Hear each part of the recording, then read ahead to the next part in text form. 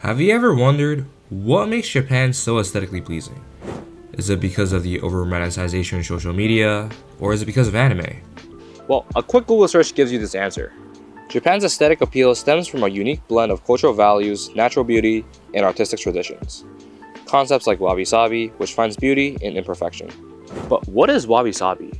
Wabi-sabi is a Japanese aesthetic and worldview that finds beauty in imperfection, impermanence, and simplicity.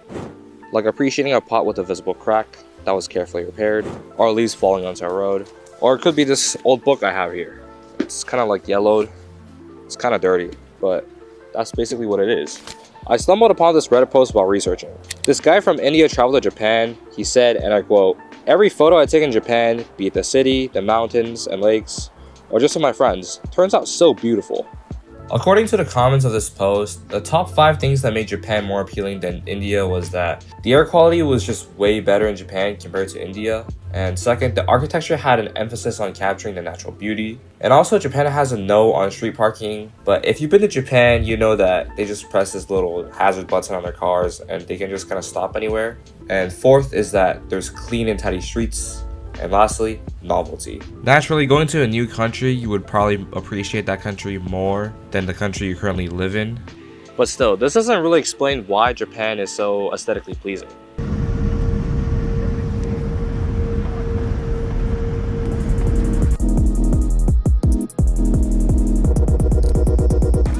When you prank them, it's just a prank to prank. Oh, it got pranked. Oh, it got pranked. So after my vacation, I think you finally understand why Japan was so aesthetically pleasing. Personally, for me at least, anime definitely had a major perception on how I view Japan. I've grown up watching anime and it was like a pretty big part of my life, and so it definitely had a big impact on how I viewed it. There were so many moments where I was like, oh my god, this is just like the anime. But the more I walked around, the more I noticed it wasn't just the big billboards or neon signs or anime. It was the way their cities were built. They incorporate nature into their daily lives, and man-made structures and nature exist side by side. These things, like a pot of plant and like a bike next to like a building, these things are layered on top of each other. These layering may feel random, but they're intentional. Alright, so here's a picture I took in Kyoto. So the first thing you would see is that there's like the apartment, the river, and the 2 boats. And then you would see that there's like this ivy looking thing on this overpass thing, and some trees, and then there's like a crane here for some reason. I'm guessing they're doing some construction. Then you would see that there are some power lines, and there's some cars in the back. These are the things you would probably notice pretty quickly, but if you pay attention to the details and look closely, there's actually like a tire by the riverbank, there's like some moss, and there's a ramp next to it. And if you zoom in even more, you would actually see that the apartment is not actually an apartment. It actually says hotel on it. Something, I can't read it. And if you zoom out entirely, there's actually a guy just sitting there the whole time.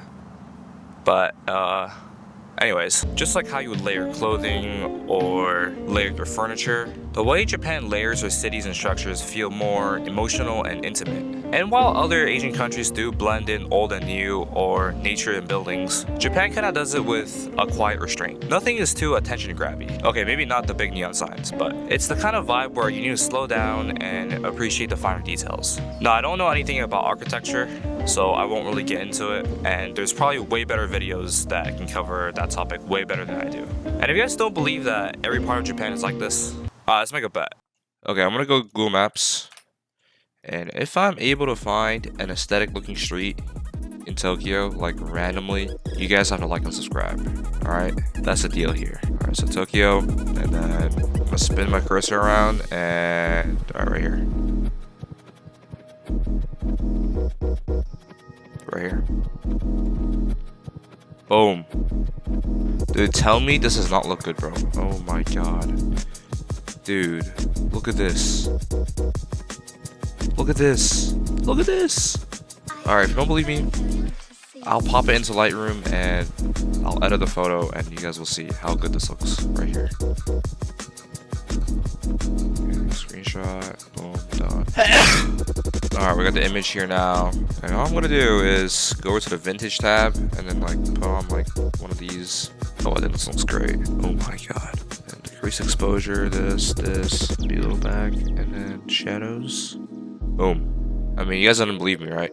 Literally like a random street I found, and this looks like somebody found this on like Pinterest or whatever. Alright, so you guys have to like and subscribe now. All of this stems from Japan's deep-rooted influence of Shinto and Buddhist beliefs, which shaped Japan's relationship with nature for over 1,000 years. Both philosophies emphasize harmony with the natural world, not just in shrines or temples. And this is reflected in Japan's seasonal awareness, from the pink cherry blossoms of spring to the red momiji leaves of autumn. The changing seasons are not just observed, but they're felt. Nature isn't something you need to go out of your way for. It's incorporated into the city itself. Shrines in residential areas, ivies crawling up vending machines. Now you may say, oh, these are just small things. To counter that, if you look at the map of Tokyo, you can actually see that there's like a whole bunch of parks like everywhere. Seoul has a bunch of gardens in the city, and they have plants as well in the small alleyways. Alright, shut up. Alright, shut up. This video was hard to make, alright? Okay? Anyways, if you compare the likes of Tokyo City to, let's say, LA, where I'm from, if you want to go visit anything nature-y, you can either go to Huntington Library or the Scunzel Gardens, where there's like a $20 entry fee, or you can drive like an hour to the mountains, go on a hike for an hour and find dead bushes everywhere, only to find like a small little waterfall at the end. When you place walls of dull concrete next to vibrant greenery, the contrast just doesn't look good. It feels good. It makes us feel intrigued. It draws our attention and sparks curiosity. It's also why complementary colors exist.